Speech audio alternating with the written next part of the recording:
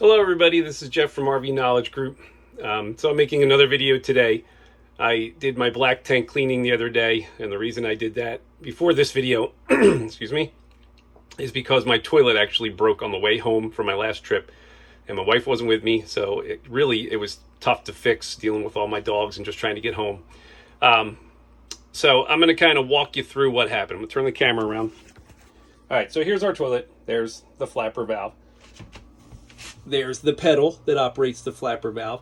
Now, inside this pedal, there's three parts. You can see the one back here, and there's another one here, and then right about here, there's a little round piece that goes into the toilet and has a little piece sticking off of it, and that connects to the flat ball. And when you put this up and down, and I gotta make sure my water's off. It is, that's just some residual. When you move this up and down, it's supposed to move the flapper ball, but it does nothing. And my son was with me. I visited him, and I left him. He took a plane home, and he comes in and he used the toilet, and he says, "Dad, I think something's wrong with the toilet. Nothing's going down." And I'm like, "Oh man." First I thought maybe I had a poop pyramid, which I haven't had in a long time because I fixed that problem. So it wasn't a poop pyramid. It was because the ball was completely stuck and nothing was going down. So what do we gotta do? A knife or a screwdriver or something. So even if this is completely closed up, which I can't really do with the knife right here, but you can get a knife in between the seal and the ball and you can pull it open, okay? Now, sometimes the flapper valve will pull it closed, but if not, you can take a knife and pull it back. So basically, I rode home with my tank open like this the whole time. That way I could still use the toilet and not have to use the knife as much to open things up. The problem is the fumes. The fumes are going to find their way right up through that hole pretty much, rather than the vent pipe, or just as equally as in the vent pipe that goes to the roof. So we were getting some fumes coming out of there, or I was, as I was driving down the road. So what I'm going to do is, I'm not going to show you all this, but this comes off, this part here, and I'm hoping that it's just the screw that goes from the little round plastic part into the toilet, connects to the flapper valve, is not tight enough. If that's not the problem, I'm probably going to have to pull the top of the toilet off, which involves in the back, and you really can't see this, but back here behind this opening, there's a way to get behind the top of the toilet. You take out two bolts, and then you push down on the toilet and you spin it, and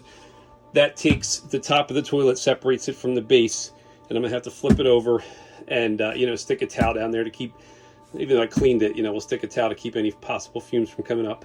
And hopefully it's an easy fix. If not, I'm gonna have to buy a parts kit and replace the flapper valve and the little round piece that goes in here. So I'm gonna go do that. I'll keep you updated with how it's going. We'll take pictures, we'll take video, and we'll see what we can do.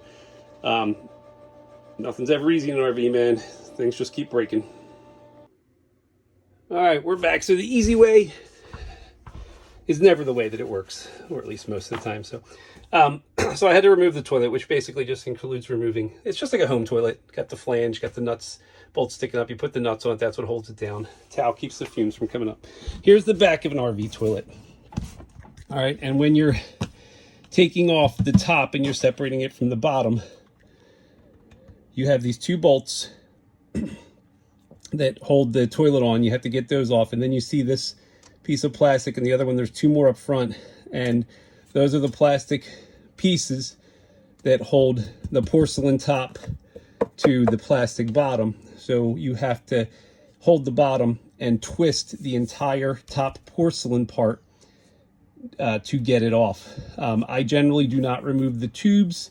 I just flip the top over and leave the tubes connected. That way it's easier to put together. This is going to be your leakage points if you remove stuff and don't put them back together well.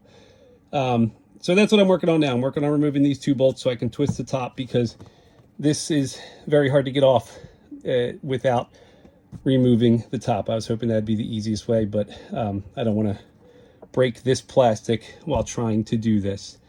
So I have to get in here with some screwdrivers and pry this piece off And because the top of the bowl's there, it's really, and I don't want to crack the porcelain either, so it's pretty difficult. All right, so here is our toilet taken apart. So there's the 4 plastic tabs. They go into those holes as I showed you before.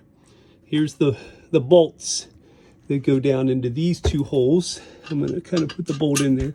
So that bolt would go into that hole, and they screw into those screw holes or bolt holes right there. So those require and they have a piece of plastic on them, so let's not lose that. Put everything back together.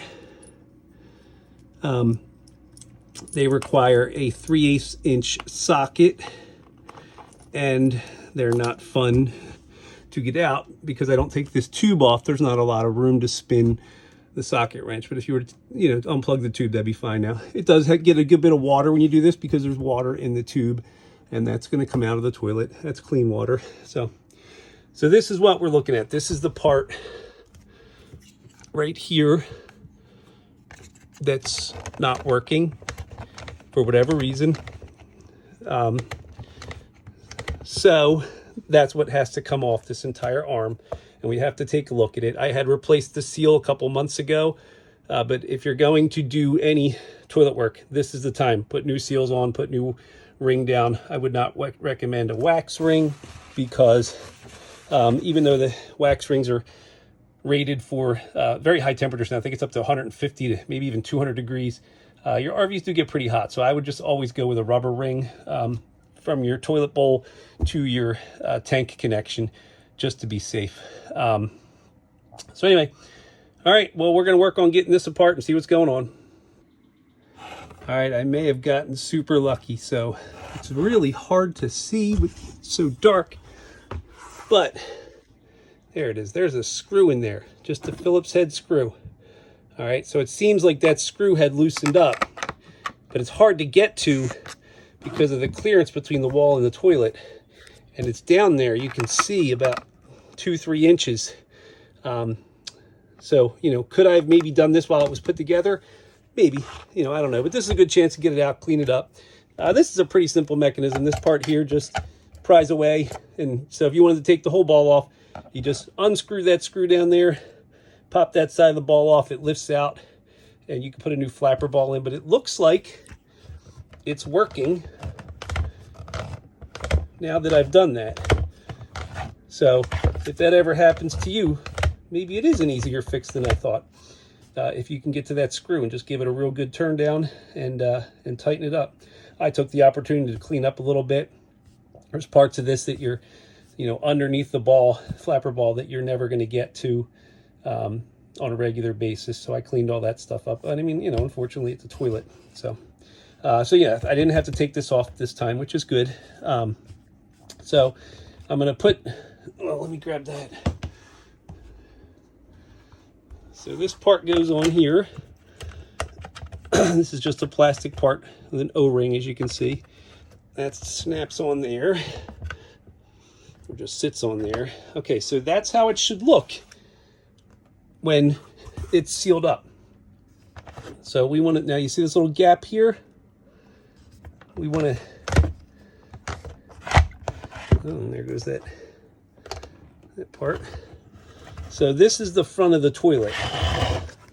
If I'm flushing the toilet, I'm looking at this front. Now, often I have the gap back here on that side when I do it.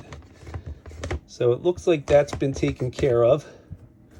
And if this gap's a problem, then I'll get a screwdriver to go in there and I'll loosen that up a little bit and I'll tighten it back down until, I might just do that in a little bit, and get it to where it's perfectly sealed all the way around, so there are no gaps.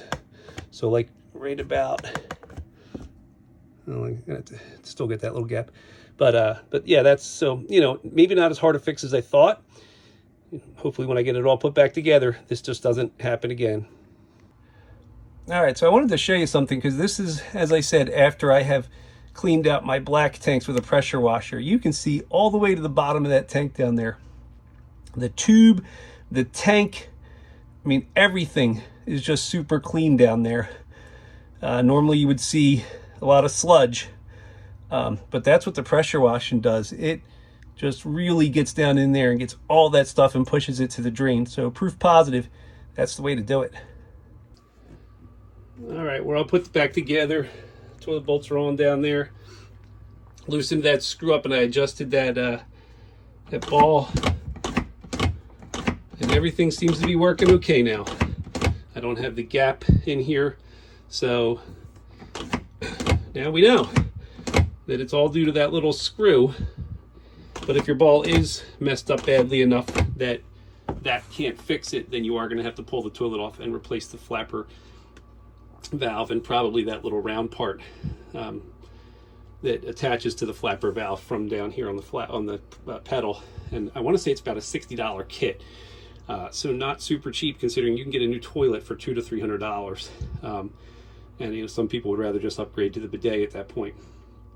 I'm not into spending a lot of money, so I'm happy with this fix. Everything looks good, and I think I'm going to call it a day. All right, thanks for watching.